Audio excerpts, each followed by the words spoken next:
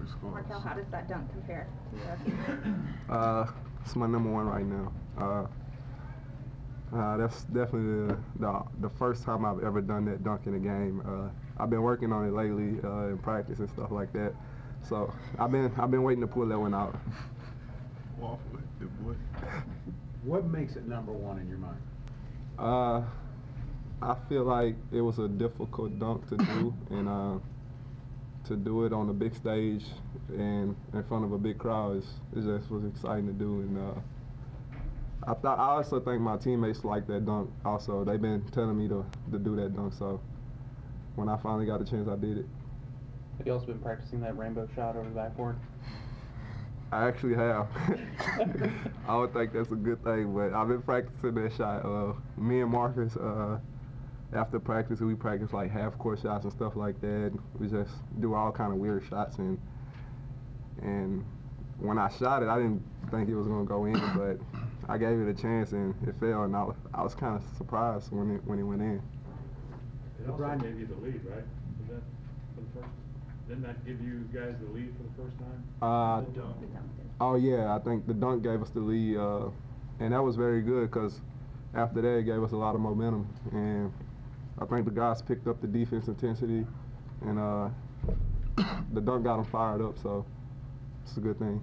Brian, you guys finished the first half on like 11-2 run. Talk about what happened during that stretch and how important it was to kind of gain control maybe going into that time. We had made them turn the ball over when we got out on the break, and we shut them down. We held them down at the 10-minute mark, 8 points, and we just started winning on the spurt. And that caused the 22 and the mad dog we were running, the press we was running, and we made them turn the ball over. Well, Brian, you guys did that against TCU. Is that becoming, or is it possible that that's one of the favorite times during a game for this team, that you guys kind of turn it on, at least at that point? Because you've had a lot of games where you've kind of extended leads right before halftime. Yeah, we love doing pressing. You know, especially when we go to full guard and we meet at the 4 position. We love pressing guys. You know, I think we're the most athletic team in the Big 12, so we have to show it sometimes by pressing. And we love turning people over and converting to an easy basket. And when you're doing that, it just make your job more easy on offense. This was a game tonight where you guys, in the second half, have some fun. You had the lead and you kept extending it, but how important is it to clean things up the rest of the way before you get to postseason? Clean up turnovers, clean up mistakes on defense, pickups, and so forth. I think we had to, especially the 2 games that's coming up. We got Iowa State and K-State, and you know, Iowa State, you going to Iowa State, it's a hard place to play. You know, we got to clean it up because you know what they can turn them into. They can knock down shots real well, and we got to defend the 3-point line real well against them. But you know, we got to keep the ball. We got to run offense. You know, Iowa State is probably the best scoring team in the league right now. Well, Brian, what happened when you had the wrist injury there? It looked like you were in a little pain. I thought I broke my wrist again from last year. I was saying to myself, not again, please don't do it again. And it was like a sharp pain, you know, it just kept coming and kept coming. And when the game started going on, then it started wearing away. And I was like, all right, it's not broke. It's not broke.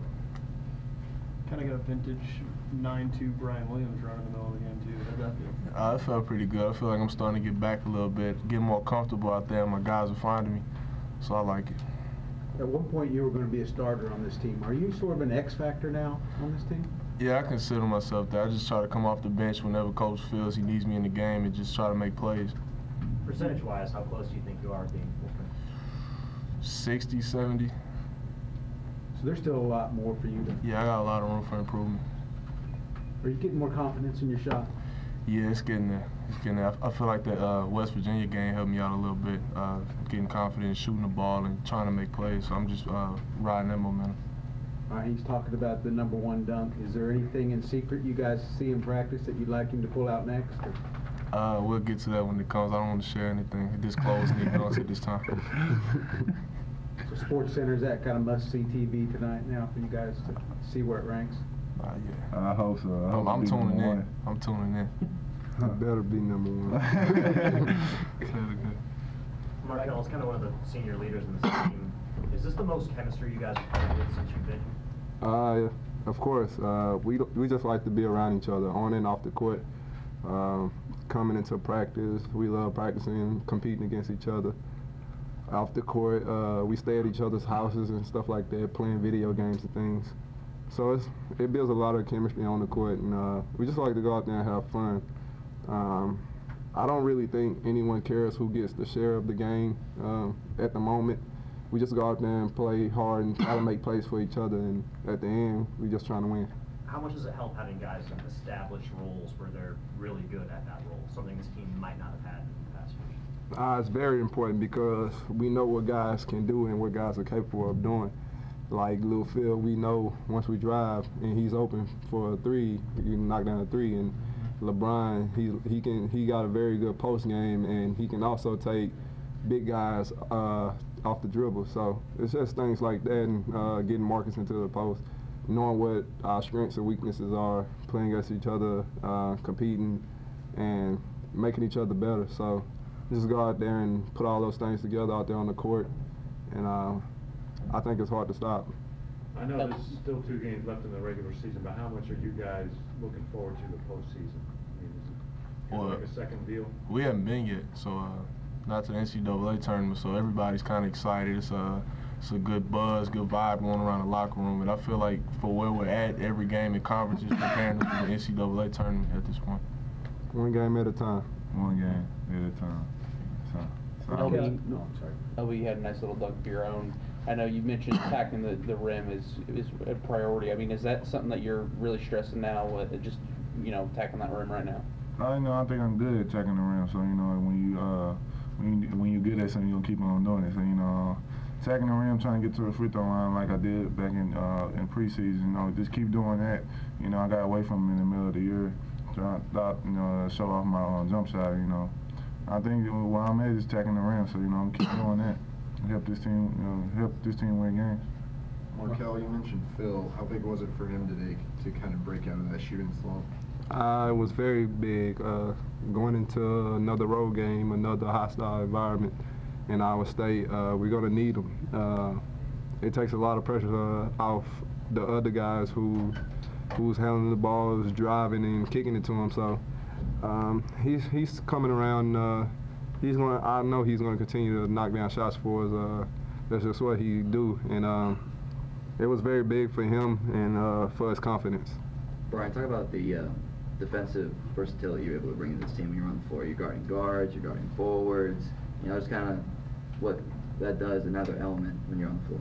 Well, I feel like my offense ain't gonna be there every night because of my wrist in some situations, but I feel like I can help out defensively every night.